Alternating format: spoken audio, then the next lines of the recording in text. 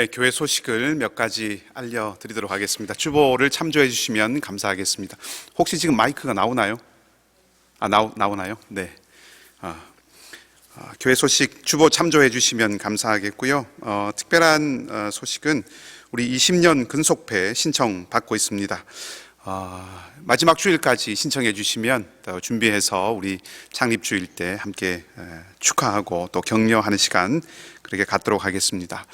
하나님 나라 큐티 9월호 10월호가 도착했습니다. 우리 바깥에 예배 끝나고 가실 때 찾아가시면 감사하겠고요. 또 오늘 오시지 못한 분들은 주중에 또 혹은 주일에 오셔서 찾아가시면 감사하겠습니다. 오늘부터 우리 지금 드려지고 있는 예배가 온라인으로 실시간으로 라이브 스트리밍 이제 시작이 됐습니다. 지금 이제 테스트하는 중에 있으니까 혹시 지금 온라인으로 시청하시는 분들은 음질이나 또 화질이나 또 여러 가지 부분들 좀 잘 체크하셔서 좋은 피드백을 교회에 주시면 조금 더 나은 그런 예배 환경을 조성하도록 그렇게 하겠습니다. 아울러서 새벽 기도회는 온라인으로만 진행이 되니까 우리 주중에 6시 그리고 주일날 토요일은 6시 30분에 우리 접속하셔서 새벽 기도 함께 또 드리시면 좋겠습니다. 다른 광고는 주보 참조해 주시기를 바라고요.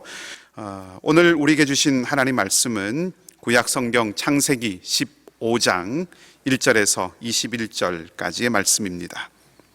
구약 성경 창세기 15장 1절에서 21절까지의 말씀입니다. 제가 가지고 있는 성경책은 구약 18쪽에 있습니다. 창세기 15장 1절에서 21절 말씀까지를 우리 한 절씩 교독하도록 하겠습니다. 제가 먼저 읽고 마지막 21절은 함께 읽겠습니다. 이후에 여호와의 말씀이 환상 중에 아브라함에게 임하여 이르시되 아브라함아 두려워하지 말라. 나는 내 방패요 너의 지극히 큰 상급이니라. 아브라함이 이르되 주 여호와여 무엇을 내게 주시려 하나이까. 나는 자식이 없사오니 나의 상속자는 이 다메섹 사람 엘리에셀이니이다. 아브라함이 또 이르되 주께서 내게 씨를 주지 아니하셨으니 내 집에서 길린 자가 내 상속자가 될 것이니이다. 여호와의 말씀이 그에게 임하여 이르시되 그 사람이 내 상속자가 아니라 내 몸에서 날 자가 내 상속자가 되리라 하시고 그를 이끌고 밖으로 나가 이르시되 하늘을 우러러 뭇별을 셀 수 있나 보라. 또 그에게 이르시되 내 자손이 이와 같으리라. 아브라함이 여호와를 믿으니 여호와께서 이를 그의 의로 여기시고 또 그에게 이르시되 나는 이 땅을 내게 주어 소유를 삼게 하려고 너를 갈대아인의 우르에서 이끌어낸 여호와니라. 그가 이르되 내가 이 땅을 소유로 받을 것을 무엇으로? 여호와께서 그에게 이르시되 나를 위하여 3년 된 암소와 3년 된 암염소와 3년 된 순양과 산비둘기와 집비둘기 새끼를 가져올지니라. 아브라함이 그 모든 것을 가져다가 그 중간을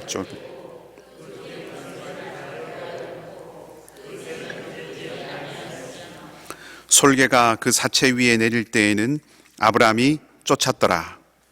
해칠 때에 아브라함에게 깊은 잠이 임하고 흑암과 두려움이 그에게 임하였더니 여호와께서 아브라함에게 이르시되 너는 반드시 알라. 내 자손이 이방에서 객이 되어 그들을 섬기겠고 그들은 400년 동안 내 자손을 괴롭히리니 그들이 섬기는 나라를 내가 징벌할지며 그 후에 내 자손이 큰 재물을 이끌고 나오리라. 너는 장수하다가 평안히 조상에게로 돌아가 장사될 것이요 내 자손은 4대 만에 이 땅으로 돌아오리니 족속의 죄악이 아직 가득 차지 아니함이니라 하시더니 해가 져서 어두울 때에 연기나는 화로가 보이며 타는 횃불이 쪼갠 고기 사이로 지나더라. 그날에 여호와께서 아브람과 더불어 언약을 세워 이르시되 내가 이 땅을 애굽 강에서부터 그 큰 강 유브라데까지 내 자손에게 주노니 곧 겐 족속과 그니스 족속과 간몬 족속과 헷 족속과 브리스 족속과 르바 함께 읽습니다. 아모리 족속과 가나안 족속과 기르가스 족속과 여부스 족속의 땅이니라 하셨더라. 아멘. 좋으신 우리 주님의 평강이 여러분 모두와 함께 하시기를 바랍니다. 우리가 계속 아브라함의 삶을 살펴오고 있습니다. 이 아브라함의 삶을 살펴보는 이유는 하나님께서 아브라함을 통해서 어떻게 하나님 백성 공동체를 세워 가셨는가라고 하는 것을 우리가 살펴보기 위함이고, 또 그것을 조망해 보는 것을 통해서 아브라함이 가나안 사람들과 함께 살아가고 있지만, 그 가나안 땅에서 그들과 더불어 살아가고 있지만 동시에 그들과는 또 구별된 삶을 살고 있는데, 그 아브라함의 그 구별된 삶의 특징이 무엇인가라고 하는 것을 살펴보기 위해서 이 아브라함의 삶을 찾아보고 있습니다. 지나온 시간들의 이야기들을 조금 정리를 하고 또 오늘 말씀 함께 나누었으면 좋겠습니다. 지나온 아브라함의 삶을 우리가 한번 더듬어 보십시다. 하나님은 하나님의 백성 공동체를 만드시기 위해서 한 사람 아브라함을 갈대아 우르에서 불러내셨죠. 그리고 그 아브라함에게 약속을 주셨습니다. 너는 큰 민족을 이루게 될 것이고 복이 될 것이다. 그리고 나는 너와 함께 할 것이다. 물론 하나님 말씀은 이제 너를 축복하는 자를 내가 축복하고 너를 저주하는 자에게 내가 저주하겠다라고 하는 말씀이지만, 너를 축복하는 자에게 축복하고 너를 저주하는 자에게 저주하겠다라고 하는 이 말씀이 곧 하나님이 늘 아브라함과 함께 같이 동행하시겠다라고 하는 말과 상통하기 때문에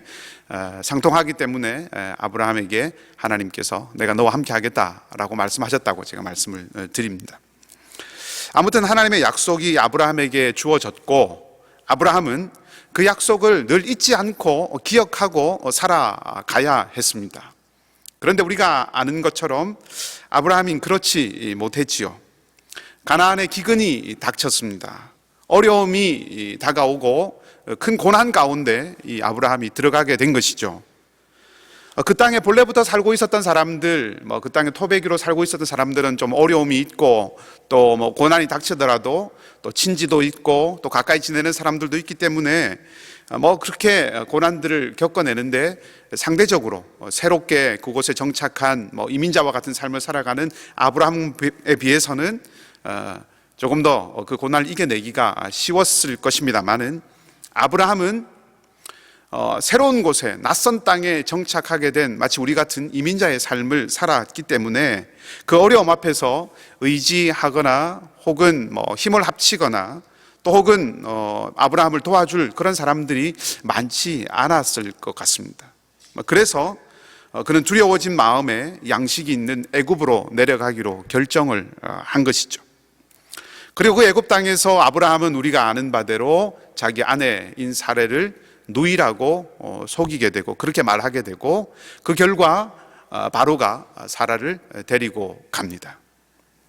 그러니까 하나님의 약속이 큰 민족을, 아브라함을 통해서 큰 민족을 이루는 것이 하나님의 약속이었는데, 아내를 빼앗기는 것을 통해서, 아내를 빼앗김을 통해서 아브라함은 이제 하나님의 약속을 이루어 갈 수 있는 어떤 통로를 상실하게 되죠.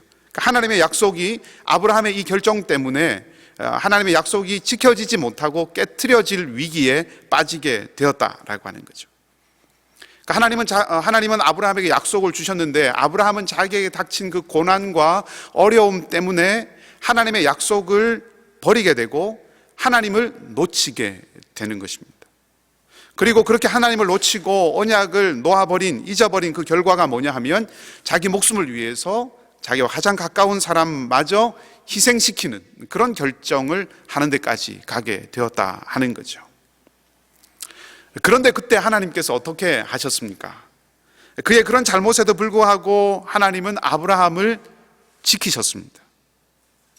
오늘날 우리의 상식이나 윤리적인 어떤 그런 관념으로는 아브라함에게 일어난 이 일이 사실 이해하기가 쉽지는 않은 일이지만, 어찌되었든 이 이야기가, 이 애굽에서의 아브라함의 이 경험의 이 이야기가 전달하고자 하는 것이 무엇인가라고 하는 것은 분명하죠. 그것은 하나님은 하나님께서 세우신 당신의 그 약속이 깨어지지 않도록, 다시 말하면 하나님께서 아브라함에게 주셨던 그 약속이 무엇입니까? 하나님의 백성 공동체를 세우겠다라고 하는 그 계획이죠.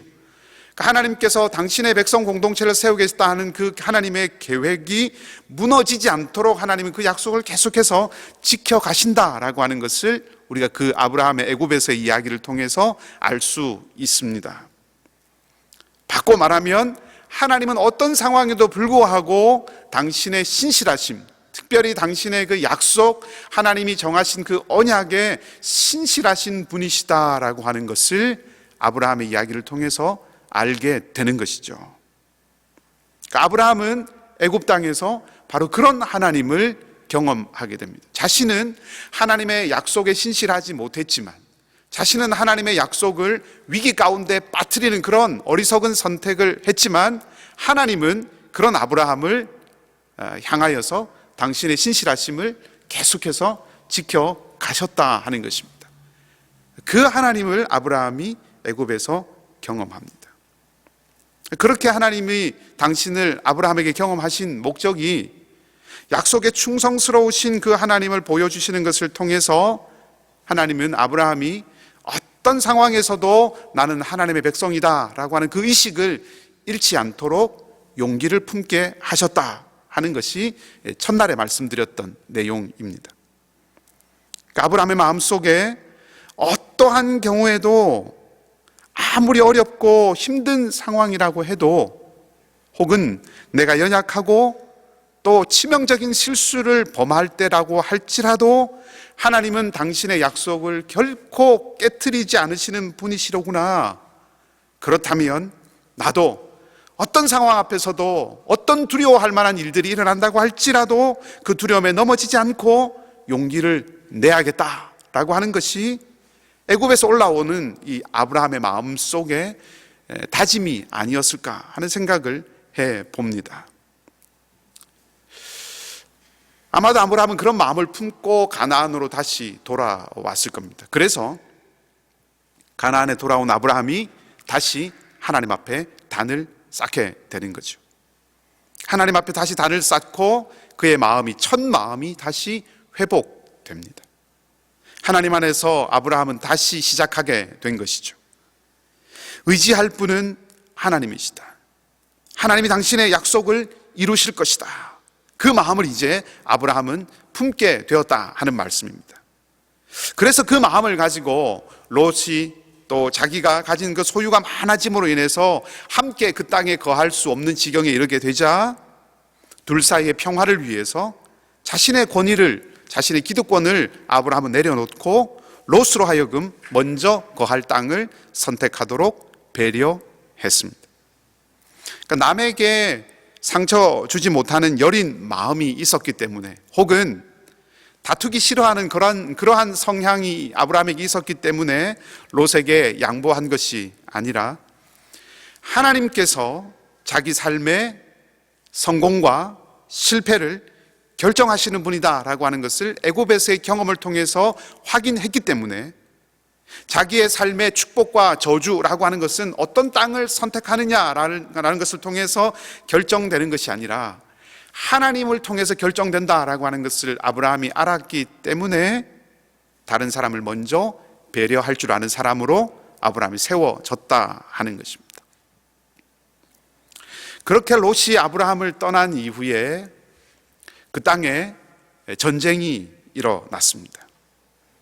전쟁이 일어났다는 그 사실을 통하여서 탐욕이 지배하는 세상은 늘 뺏고 또 빼앗기는 그런 일들이 끊이지 않고, 압제하고 짓밟고 또 그렇게 손해를 입은 것에 대해서 그 손해를 되갚아 주려는 그런 일들이 계속 일어나는 땅이다라고 하는 것을 이 전쟁을 통해서 우리에게 말해 주는 거죠. 그 전쟁에서 롯이 사로잡혀 갑니다. 그리고 아브라함은 롯을 구하기 위해서 위험 속으로 뛰어들죠. 가나안 전체, 그 가나안 땅 전체를 전쟁의 소용돌이로 휘몰아쳤던 그 일이 놀랍게도 아브라함이 거주하고 있는 땅에는 미치지 않습니다. 하나님께서 아브라함을 보호하신 거죠. 애굽 땅에서 아브라함은 하나님의 정말 특별한 어떤 보호하심을 경험했습니다. 그리고 지금 가나안 땅에서 사방이 전쟁으로 극렬한 어려움 가운데 들어가는 그 상황 속에서 아브라함은 다시 하나님의 보호하심을 경험하게 됩니다. 그리고 아브라함은 확인한 거죠. 하나님은 나를 지키시는 분이로구나.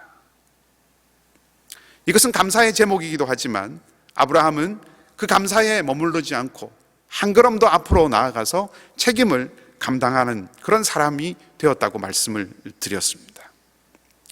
하나님께서 나를 지키시는 이유는 그저 나를 보호하시기 위함이 아니라 내가 마땅히 다해야 될 그 책임을 다할 때, 비록 내 책임을 다하는 그 자리가 어려움과 전쟁과 같은 그런 자리라고 할지라도 하나님은 내가 감당해야 될 그 책임을 다 감당할 수 있도록 나를 지키시고 보호하시는 분이로구나 라고 하는 것을 아브라함이 이 두 사건을 통해서 경험하고 알게 됐다는 거죠.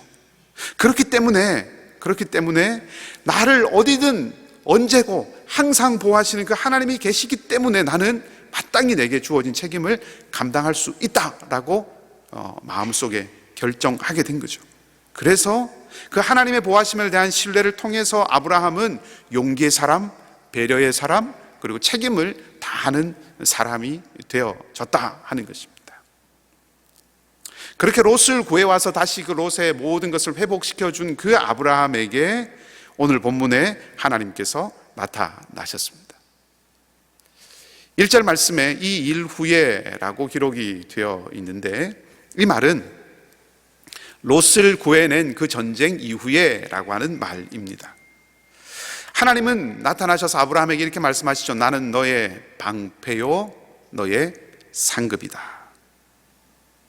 위로와 용기를 주시는 그런 말씀입니다. 전쟁에서 계속해서 승리할 것이다. 방패는 지키는, 보호하는 것이니 전쟁에서 계속해서 승리할 것이다 라고 하는 승리를 보장하고, 또 하나님께서 아브라함이 얻을 그런 전쟁에서 얻을 그런 보상, 이런 것들을 하나님께서 직접 주시겠다라고 이렇게 약속을 하시는 것입니다. 하나님께서 왜 내가 너의 방패가 되고 내가 너의 상급이다 라고 말씀하셨을까 하는 것을 생각해 보면 아마도 우리가 지난주에 14장에서 확인했던 것처럼 이 아브라함이 소돔 왕 앞에서 어떤 전리품도 취하지 않고 취하지 않은 것을 염두에 두시고 하나님께서 말씀하신 것이 아닌가 하는 생각을 해봅니다. 수고에는 대가가 따르는 법이고 또 마땅히 수고한 사람은 대가를 요구하는 것이 정당한 것이죠. 그런데 때로는 더 큰 것을 위해서 대가에 연연하지 않아야 할 때가 있습니다. 멜기세덱과 이 소돔 왕 앞에서 아브라함이 그것을 잘 판단했던 것이죠. 그리고 그때 그것이 그렇게 대가를 취하지 않은 그것이 괜한 수고가 되지 않도록 하나님께서 오늘 내가 너의 방패가 될 것이고 너의 상급이 될 것이다 하는 말씀을 통해서 하나님께서 그런 아브라함을 기억하고 계신다 하는 것을 말씀해 주십니다. 하나님은 선악간의 모든 것을 살피시고 판단하시는 분이라고 전도서 기자는 우리에게 말해주고 있죠. 그리고 또한 우리 삶을 통하여서 경험적으로 알 수 있지 않습니까? 선으로 심으면 반드시 선을 거두게 되어 있습니다. 하나님은 이스라엘 백성들의 신음 소리를 들으시고 그 이스라엘 백성들을 애굽 땅에서 건져내셨습니다. 신음 소리가 어떤 소리입니까? 신음 소리는 귀를 기울여야 들을 수 있는 소리입니다. 그 작은 소리도 놓치지 않으시고 행동하시는 분이 하나님이십니다. 우리의 수고와 눈물과 땀과 인내와 기도, 이 어느 것 하나도 결코 하나님은 허투루 보시는 분이 아니시다 하는 것입니다. 여러분들의 수많은 그 아픔의 밤들이나 인내의 시간들, 사랑으로 품고 안아주었던, 아픔이 있지만 사랑으로 품고 안아주었던 그 모든 수고를 하나님은 다 기억하시고 그것을 다 생각하시고 계시다는 것이죠. 그리고 이렇게 말씀하시는 거죠. 나는 너의 방패다. 그리고 너의 지극히 큰 상급이다. 이것이 아브라함에게만이 아니라 오늘 이 밤에 여러분들을 향해서 살아계신 하나님께서 말씀하시는 하나님의 말씀이 되기를 바랍니다. 그런데 이렇게 나타나셔서 아브라함을 위로하시고 힘을 주시는 이 하나님의 말씀에 아브라함의 대답은 사실 조금 짠합니다. 내가 너의 방패요, 너의 지극히 큰 상급이다 라고 하신 이 말씀에 아브라함이 어떻게 대답을 합니까? 2절 말씀을 보면 하나님, 나에게 무엇을 주시려고 그러십니까? 나는 자식이 없습니다. 지금까지 아브라함은 외적으로는 굉장히 성공한 사람이죠. 소유도 많아졌고 전쟁에서도 승리했습니다. 자손에 대한 하나님의 약속도 거듭 계속해서 받았습니다. 하나님께서 수차례 너를 통하여서 큰 민족을 이루어 주겠다라고 말씀을 하셨습니다. 그런 약속도 계속 받았습니다.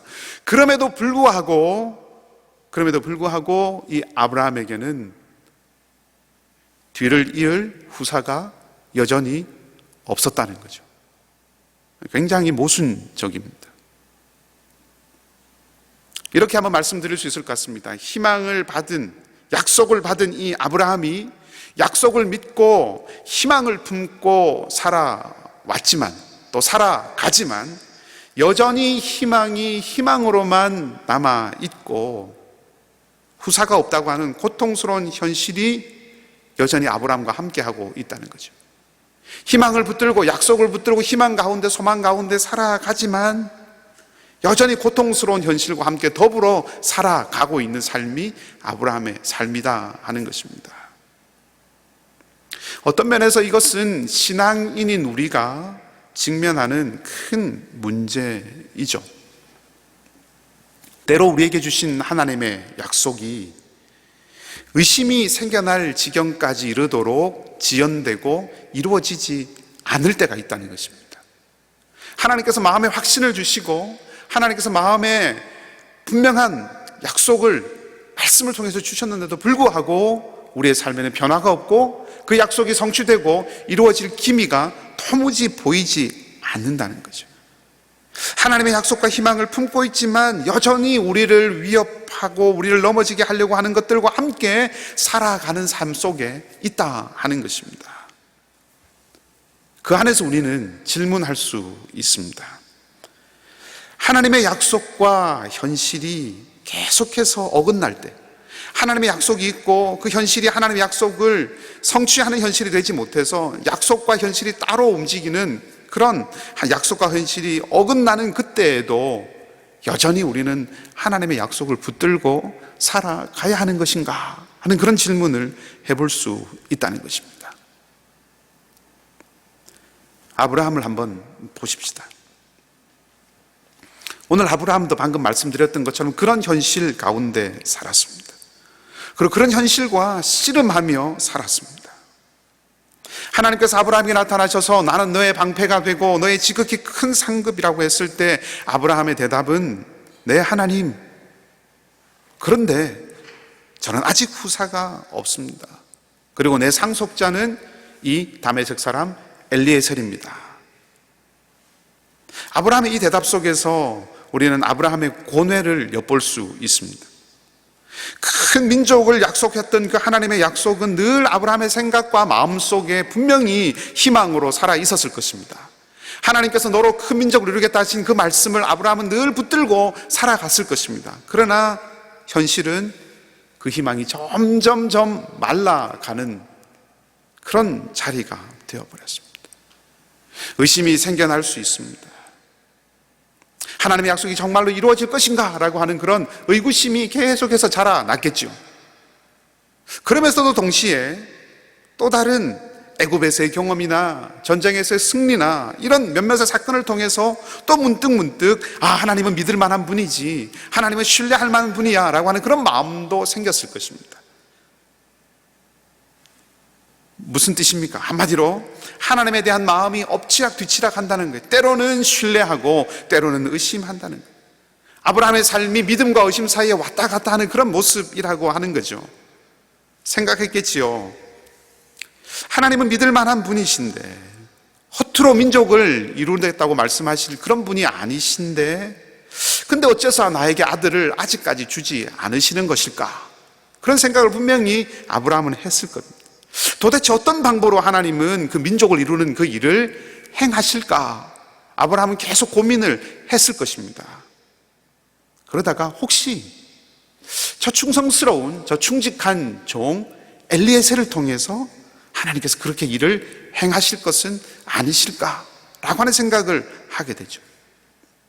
구약을 연구하는 학자들은 가나안의 일부 족속들의 관습 중에서 종을 양자로 들여서 후사로 삼는 그런 풍습이 있는 것을 이렇게 밝혀냈습니다. 그걸 생각해 본다면 아브라함이 이 엘리에셀을 양자로 입양하려고 했다 하는 것을 우리가 생각해 볼 수 있는 거죠. 그것이 사실인지 그렇지 않은지를 여부를 떠나서 상속자는 이 엘리에셀입니다라고 하는 이 아브라함의 말은 지금 아들이 없는 자신의 이 상황을 두고 끊임없이 씨름하고 고뇌했다라고 하는 것을 말해주고 있는 것입니다. 그런 면에서 보면 신앙은 갈등과 고뇌를 동반하는 것입니다. 신앙은, 우리의 신앙이라고 하는 것은 현실을 결코 부정하게 만들지 않습니다. 그러니까 현실과 무관한 사람, 우리의 현실의 삶과 무관한 사람을 만드는 것이 신앙이 아니라는 말씀입니다. 믿음의 길, 신앙의 길을 걸어가는 것은 끊임없이 의심과 갈등과 고민과 고뇌를 불러오는 길입니다. 하나님께서 도대체 이 일을 통해서 무엇을 말씀하시려고 하는 것일까? 고민하게 만드는 것이 신앙입니다. 하나님의 은혜를 받은 내가 왜 이 정도밖에 되지 않을까? 이렇게 절망스러움을 경험하게 하는 것이 신앙입니다. 어째서 이런 일들이 계속해서 주변에 일어나고 어째서 이런 일들이 계속해서 나에게 다가오는 것일까? 이런 일에 흔들리고 상하다니 나는 믿음이 없는 것은 아닐까? 이런 질문들이 신앙의 여정 가운데는 마땅한 질문들, 마땅한 생각들이라고 하는 거죠. 우린 바울이 다메섹 도상에서 주님을 경험했던 이야기를 압니다. 눈이 먼 바울이 아나니아의 안수를 받고 눈이 다시 밝아졌죠. 놀라운 하나님의 역사를 경험합니다. 엄청난 하나님의 어떤 역사를 이 바울이 경험합니다. 그래서 그는 그 후에 교회를 박해하는 자가 아니라 교회를 세우는 자로 바뀌게 되죠. 변화됩니다.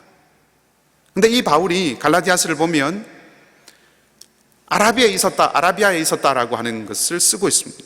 그러니까 놀라운 기적을 경험했던, 누구나 쉽게 경험하지 못했던 엄청난 일을 경험했던 이 바울이 순식간에 믿음이 완성되어서 완벽한 복음 전도자로 한순간에 바뀌어버린 것이 아니라 하나님 앞에서 씨름하고 그간의 자신의 신앙의 지식과 그 하나님의 섭리를 고민하고 깨닫고 궁구하는, 또 하나님의 섭리를 깨닫고 수용하기 위한 그런 고뇌의 시간들을 가져야 했다 하는 것입니다.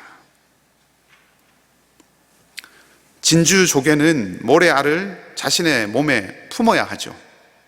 모래가 자기 안에 자리를 잡고 들어와야 진주가 만들어지는 것입니다. 말씀과 현실의 차이로 인해서, 약속과 현실의 그 차이로 인해서 갈등과 고뇌라고 하는 것이 내 안에 자리를 잡고 들어와야 그것이 비로소 금과 같은 믿음이 되어질 수 있다라고 하는 것입니다. 이때 가장 중요한 것은 바로 이것입니다. 갈등과 고뇌 그 자체가 중요한 것이 아니라 그 갈등과 고뇌가 누구를 향해서, 어디를 향해서 표현되고 있는가 하는 것입니다. 아브라함은 자신의 삶에 일어나는 이런 희망과 현실의 차이 앞에서, 하나님의 약속의 말씀과 그 약속이 뜯어지는 이 현실 앞에서 고뇌하면서 그것을 가지고 하나님 앞에 나갔다는 것입니다. 신앙이라고 하는 것은 우리의 삶에 고뇌와 갈등이 생기지 않도록 만들어주는 것이 아니고, 다만 그 고뇌와 갈등이 하나님을 향한 디딤돌이 되게 만들어주는 것이 신앙이라고 하는 것입니다. 하나님도 이런 아브라함을 내치지 않고 받아주시죠.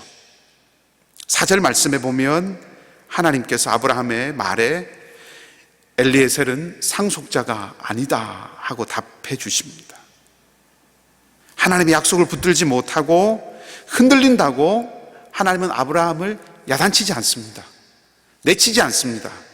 버리지 않습니다. 고대 스파르타라고 하는 도시국가에서는 우리가 아는 바처럼 어떻습니까? 아이가 태어나면 감독관들이 그 아이를 검사하죠. 그래서 그 아이가 약하다라고 판정되면 그 자리에서 궤곡 밑으로 던져버립니다. 그리고 살아남은 그 아이들, 강하다라고 인정받아서 양육되어지는 그 아이도 7살이 되면 모두 다 예외 없이 가정을 떠나서 30살이 될 때까지 합숙을 해야 했습니다. 군사훈련을 받고 군인의 의무를 다해야 했다 하는 거죠. 이 스파르타라고 하는 그 국가에서는 이 아이들이 단지 미래의 전사로 간주되었기 때문에 그런 일들이 일어나는 거예요. 그러나 가정을 생각해 보십시다. 부모는 아이가 아프다고, 아이가 약하다고 절대로 버리지 않습니다. 도리어 아프고 연약할 때 부모는 부모의 사랑을 더욱 쏟아붓는 것이죠. 약하면 약할수록 더 큰 사랑을 그 약한 자녀를 위해서 쏟아붓는 것이 부모입니다. 그래서 그 약함이라고 하는 것은 오히려 부모의 무조건적인 사랑을 경험하는 통로가 된다 하는 것입니다. 왜냐하면 아이는 미래의 전사가 아니라 아이는 사랑하는 피부친 가족의 일원이기 때문에 그렇습니다. 마찬가지죠. 하나님은 우리가 흔들릴 때 우리를 못마땅하게 여기시는 분이 아닙니다. 우리가 약해질 때, 우리가 의심하고 갈등하고 고뇌할 때, 우리의 믿음이 약해지고 땅에 떨어졌다고 생각할 그때에 하나님은 우리를 야단치거나 못마땅하게 여기는 분이 아니십니다. 그 흔들림이, 그 약함이 하나님의 무한한 사랑을 경험하는 통로가 되게 하시는 분이십니다. 그래서 하나님이 우리를 얼마나 사랑하시고 우리를 얼마나 소중하게 여기시는가라고 하는 것을 그 약함을 통해서 우리에게 알려주시는 분이 하나님이십니다.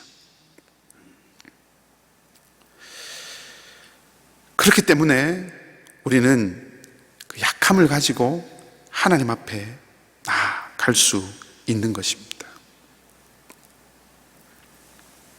아브라함은 흔들리는 마음을 안고 하나님께 갔고, 하나님은 그것이 하나님을 경험하는 통로가 되게 해주셨습니다.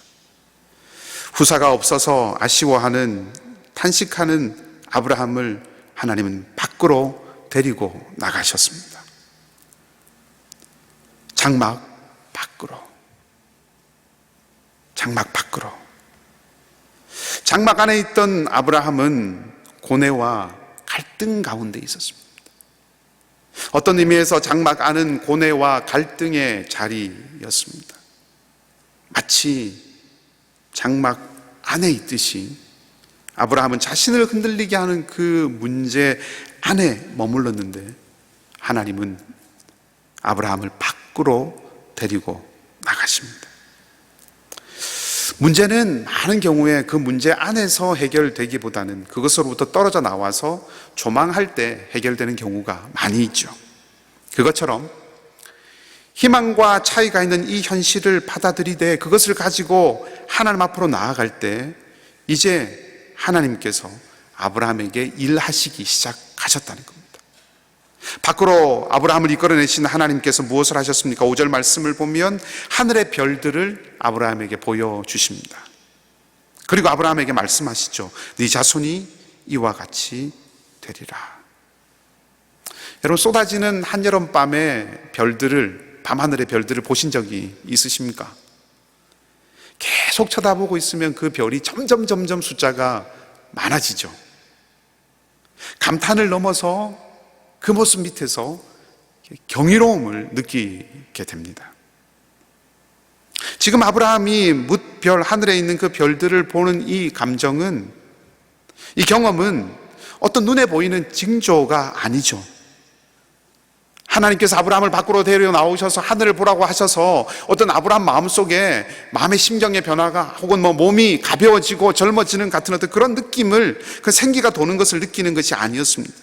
지금 아브라함이 느끼고 있는 것은 경외심이라고 하는 것입니다. 하나님을 경외하는 그 경외심이 생겨나는 거죠. 그 경외심을 통하여서 아브라함은 놀라운 하나님을 경험하게 되는 것이죠. 그 하나님을 경험하는 그 경험이 아브라함을 완전히 새롭게 만들었다 하는 것입니다. 우리의 삶에 많은 어려움이 있습니다. 우리의 삶에 많은 문제들이 있죠. 우리의 삶에 다가오는 많은 고난들이 있습니다. 그 어려운 문제들을 해결하는 첫 자리는 다른 곳이 아니라 하나님을 다시 만나는 자리라고 하는 것입니다. 갈멜산 꼭대기에서 850명의 바알과 아세라 선지자와 대결했던 엘리야를 우리는 압니다. 그 엄청난 경험 이후에 놀랍게도 엘리야는 몸과 마음이 모두 무너지게 됩니다. 이세벨의 칼 앞에서 도망친 엘리야가 뜨거운 광야에 누워서 죽기를 갈구했죠. 하나님께서 어떻게 하십니까? 천사를 보내어서 먹이시고 어루만지셨습니다. 그리고 엘리야는 호렙으로 갑니다. 호렙산에 도착한 엘리야는 굴 속으로 숨어듭니다. 그때 하나님께서 엘리야를 찾아오시죠. 열왕기상을 읽어보면 그때 하나님께서 오셔서 엘리야에게 하시는 모습이 마치 오늘 아브라함을 장막에서 밖으로 데리고 나오셨던 것처럼 엘리야에게 그 굴에서 나오라고 말씀하시죠. 그리고 하나님 앞에 서라고 말씀하십니다. 어떻게 됩니까? 바람이 지나고 지진이 지나고 불이 지나간 이후에 세미한 소리가 들렸습니다. 엘리야는 그 소리를 듣고 겉옷으로 자기의 얼굴을 가립니다. 그 안에 하나님의 임재가 있음을 알았기 때문이죠. 엘리야는 그곳에서 하나님을 만났습니다. 하나님을 다시 만난 이 엘리야는 이제 죽기를 구하는 자가 아니라 왕들을 세우고 엘리사를 세우는 새로운 사명을 받은 사람으로 그 길을 걸어가는 것을 볼 수 있습니다. 모두가 다 죽고 나만 홀로 남았다고 하는 그런 마음을 가지고 굴 속에 숨어든 엘리야가 하나님을 다시 만난 이후에 왕을 세우고 선지자를 세우는 그 일들을 감당하는 사람으로 새롭게 일어났다 하는 것입니다. 오늘 6절 말씀을 보면 아브라함이 하나님을 믿었다라고 기록하고 있습니다.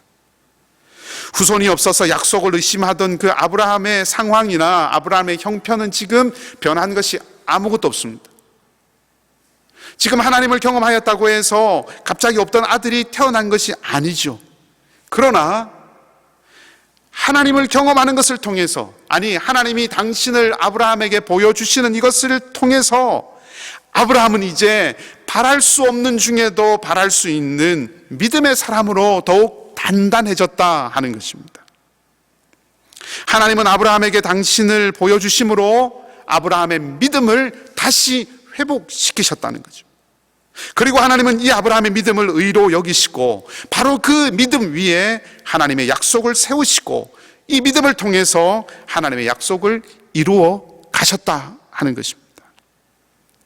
아브라함은 세우신 약속을 지키시고 항상 함께 하시는 그 하나님을 오늘 다시 새롭게 만나서 하나님을 신뢰하는 그 믿음을 견고하게 하는 것을 통해서 마침내 큰 민족을 이루고 모든 믿는 자들의 아버지가 되었다 하는 것입니다.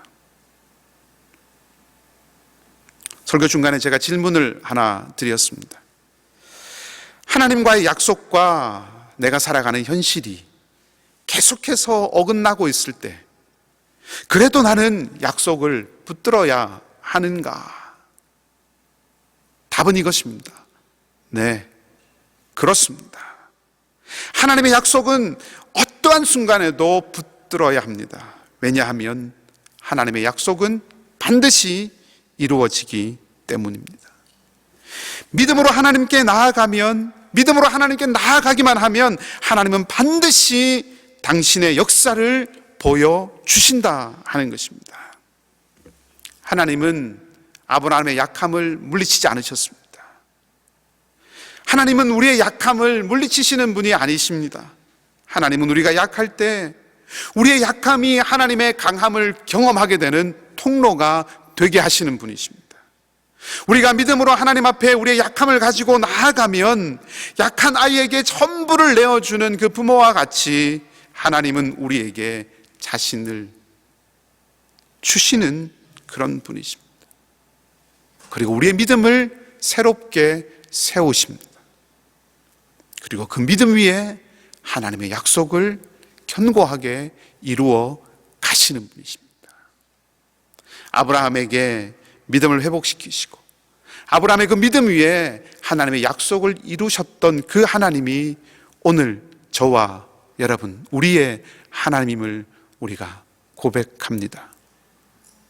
여러분의 삶 가운데, 여러분의 마음 가운데 흔들리고 약해지는 순간, 고민과 고뇌와 의심과 갈등이 일어나는 그때, 바로 그것이 하나님 안에서 우리가 새롭게 일어설 수 있는 은혜의 디딤돌임을 기억하고 믿음으로 하나님 앞에 나아감으로 말미암아 아브라함을 큰 민족을 이루게 하신 그 하나님께서 저와 여러분 우리의 삶에도 그 놀라운 하나님의 역사를 이루시는 그 은혜가 있기를 주님의 이름으로 간절히 축복합니다. 기도하겠습니다. 아버지 하나님, 하나님의 약속과 현실이 계속해서 어긋나 약속을 붙드는 것이 쉽지 않은 그 아브라함을 찾아오셔서 방패와 상급이 되시겠다고 말씀하시고 하늘의 별을 보이시면서 미래를 약속하신 은혜로 흔들리는 아브라함이 견고한 믿음의 사람으로 다시 세워지는 것을 보았습니다. 그리고 하나님은 그 믿음 위에 하나님의 약속을 세워 가시는 것을 또한 보았습니다. 어제와 오늘 그리고 영원토록 변함없으신 신실하신 하나님, 아브라함의 하나님이 우리의 하나님이심을 믿습니다. 우리를 사랑하셔서 우리의 약함을 물리치지 않으시고 우리의 흔들리는 믿음을 붙들어 견고하게 하시며 우리로 하나님의 약속의 통로가 되게 하심을 믿사오니 성령 하나님, 늘 우리의 마음을 주장하시고 우리로 믿음의 길 떠나지 않게 하여 주시옵소서. 삶의 도전과 어려움들이 마치 파도와 같이 끊임없이 다가오고 쉬지 않는 바람처럼 우리 곁을 휘감는다 하여도 주님, 우리는 흔들릴지언정 뿌리가 뽑히지 않아 이겨내게 하시고 미끄러지지만 아주 엎드러지지 않도록 주께서 곁에서 도와주시옵소서. 세상을 이기는 이김이 우리의 믿음이라고 힘주어 말했던 사도 요한의 권면처럼 살아가는 우리의 매일의 삶에서 믿음으로 승리하며 나아가는 저희가 되게 하여 주시옵소서. 남은 한 주간의 삶도 오직 주님의 손에 맡겨드리오니 주님 친히 우리와 동행하여 주시옵소서. 감사를 드리며 좋으신 우리 주님 예수 그리스도의 이름으로 기도하옵나이다. 아멘. 우리 다 같이 일어나셔서 마지막 찬송 442장 함께 부르시겠습니다.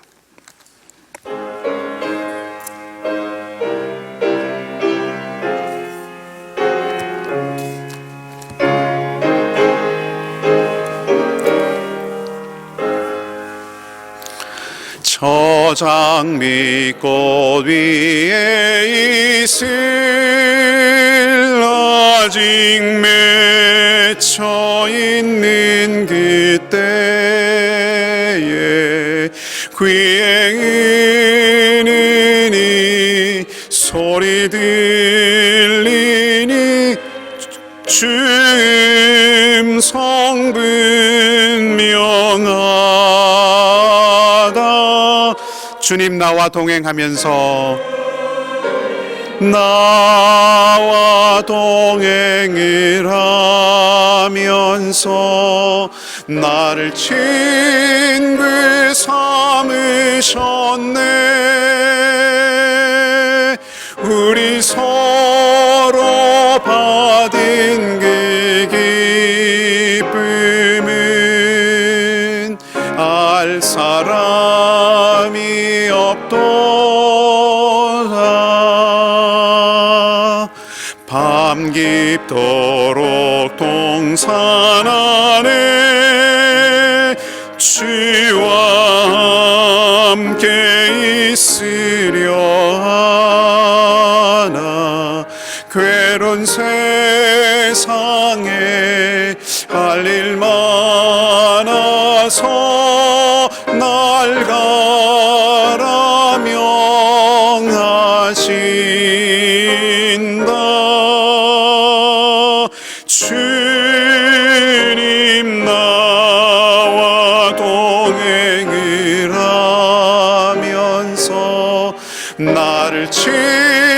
그 삼으셨네. 우리 서로 받은 그 기쁨은 알 사람이 없도다. 우리 주님 예수 그리스도의 은혜와 하나님 우리 아버지의 무한하신 사랑하심과 보혜사 성령님의 인도하시고 위로하시고 교통케 하시는 역사가 이 자리에 고개 숙인 사랑하는 우리 이글스필드 모든 가족들을 위해 선교사님들과 그 사역 가운데, 특별히 약함 가운데 있는 우리 형제와 자매들과 사랑하는 자녀들과 자녀들의 미래의 삶 가운데 이제로부터 영원토록 함께 하옵시기를 간절히 축원하옵나이다. 아멘.